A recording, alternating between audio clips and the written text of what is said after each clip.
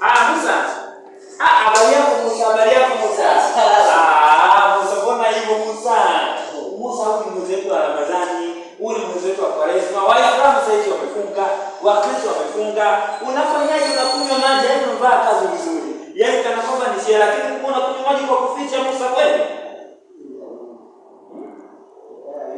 Musa, mbona kama una kigugumizi? Nimekwambia hivi tusifunge kwa ajili ya kuogopa wanadamu. Tunatakiwa tufunge kwa ajili ya kumwogopa Mungu. Kwa maana Mungu yeye hafichi na kitu chochote.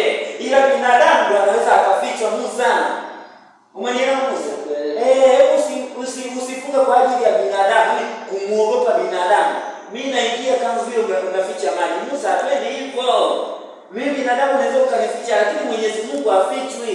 Huu ni mwezi wa Kwaresma, huu ni mwezi wa nini? Wa Ramadhani. Waislamu wamefunga, Wakristo wamefunga. Kwa jitahidi sana Musa, uweze kufunga kwa uaminifu. Usiwe mjanja, hata kwa mjanja Musa. Maisha ya ujanja Mungu hataki kuishi maisha ya ujanja.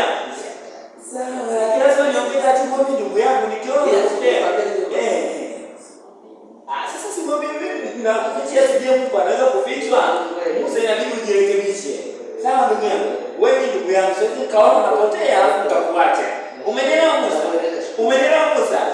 Jitahidi wewe mwaminifu.